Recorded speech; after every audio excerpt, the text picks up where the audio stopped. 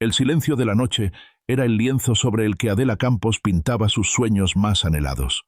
A sus 23 años, con unas manos enrojecidas por el incesante contacto con productos químicos abrasivos, Adela se dedicaba a limpiar los lujosos escritorios de caoba y los relucientes suelos de mármol del piso 42 de la imponente Torre Roca. Pero mientras su cuerpo se afanaba en esta rutina, su mente viajaba a mundos lejanos, poblados por personajes e historias que solo ella conocía. Adela, más allá de su humilde oficio de limpiadora, era una escritora en ciernes, un alma creativa que llevaba siempre consigo un pequeño cuaderno y un lápiz gastado en los bolsillos de su uniforme gris. Estos eran sus tesoros, listos para capturar cualquier frase, idea o fragmento de diálogo que surgiera en su imaginación entre una papelera y la siguiente. Dale like, suscríbete y comparte. Comencemos. Su realidad, sin embargo, era mucho menos poética que sus sueños. Adela vivía en un minúsculo apartamento, en el extremo opuesto de la bulliciosa ciudad, junto a su madre. La frágil salud de esta última se deterioraba día a día a causa de una enfermedad pulmonar crónica que las asfixiaba. El exiguo sueldo de Adela apenas alcanzaba para cubrir el alquiler y la comida más básica. Los costosos medicamentos de su madre se habían convertido en una montaña de deudas que crecía sin cesar, amenazando con sepultarlas bajo su peso. La desesperación era una compañera constante, un zumbido bajo y persistente que ahogaba sus sueños de publicar un libro algún día, de dar voz a las historias que bullían en su interior. El piso 42 era el punto más alto de la Torre Roca, un verdadero nido de águila reservado exclusivamente para Baltasar Roca, el legendario fundador y director general de una de las editoriales más importantes del país. Su oficina no era simplemente un lugar de trabajo, era un santuario de poder, conocimiento y literatura. Las paredes estaban cubiertas de libros, desde clásicos encuadernados en piel que emanaban historia, hasta los últimos bestsellers recién salidos de su propia imprenta. Para Adela, limpiar esa oficina era una mezcla agridulce de tortura y placer. Era un recordatorio constante de todo lo que anhelaba y sentía inalcanzable. A veces, se permitía un pequeño acto de rebelión silenciosa. Cogía un libro al azar, leía un párrafo o dos, aspirando su esencia, y luego lo volvía a colocar exactamente en su sitio, un pequeño sorbo de un océano de conocimiento que le estaba prohibido. Una noche de jueves, la desesperación de Adela había alcanzado un punto crítico, un abismo a punto de tragarla. Esa misma mañana había llegado una carta de desahucio, dándoles apenas 2 semanas para abandonar su hogar. En la mesa de la cocina, la receta de un nuevo y crucial medicamento para su madre yacía como una sentencia, su precio tan astronómico que parecía escrito en un idioma indescifrable. Sentía que se ahogaba, que las paredes se cerraban a su alrededor. Mientras limpiaba la ostentosa oficina del señor Roca, las lágrimas nublaban su visión, borrando el brillo del mármol. Se arrodilló para recoger un clip caído debajo del imponente escritorio de caoba y fue entonces cuando vio algo que no había estado allí antes. Un sobre blanco, inmaculado, apoyado discretamente contra una de las patas. Estaba dirigido a ella. Adela Campos. Rezaba en una elegante y precisa tipografía de máquina de escribir. Con el corazón latiéndole desbocado, miró nerviosamente a su alrededor.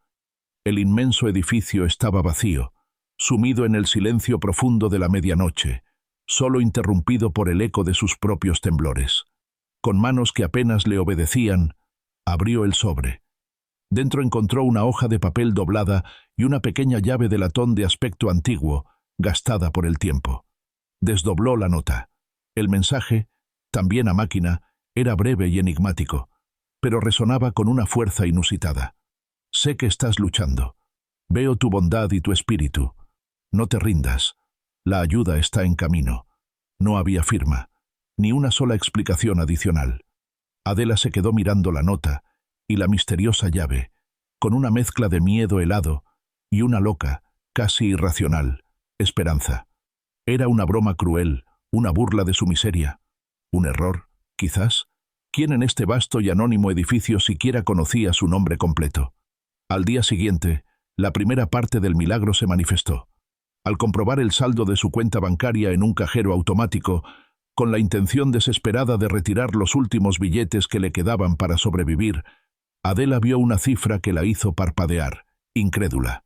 Un depósito, anónimo, por una cantidad que le pareció imposible, sacada de un sueño.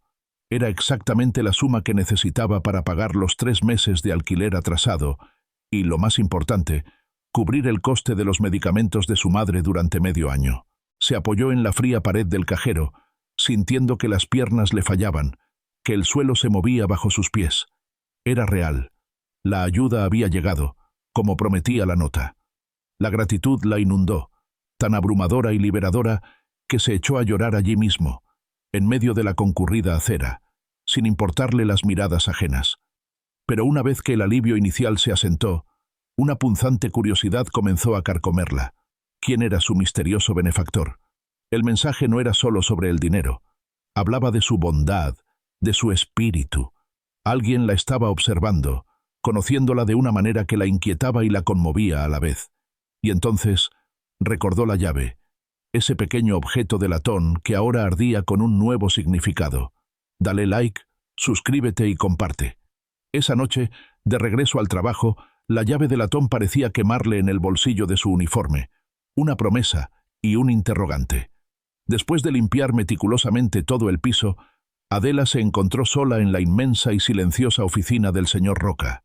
El miedo, una sombra fría, luchaba en su interior con la imperiosa necesidad de obtener respuestas. Sacó la llave. No encajaba en la puerta principal de la oficina, ni en ninguna de las puertas de los archivadores metálicos que custodiaban secretos empresariales. Era demasiado pequeña, demasiado anticuada para las cerraduras modernas. Su mirada, casi por inercia, se posó en el majestuoso escritorio de caoba. Era una antigüedad imponente, una pieza que parecía fuera de lugar entre la tecnología moderna que llenaba el resto de la oficina. Se acercó con cautela y notó un pequeño cajón lateral que siempre había estado cerrado con llave, uno que nunca había podido abrir para limpiar su interior. La cerradura era diminuta, ornamentada, casi como una joya antigua. Con el corazón en un puño, introdujo la llave de latón.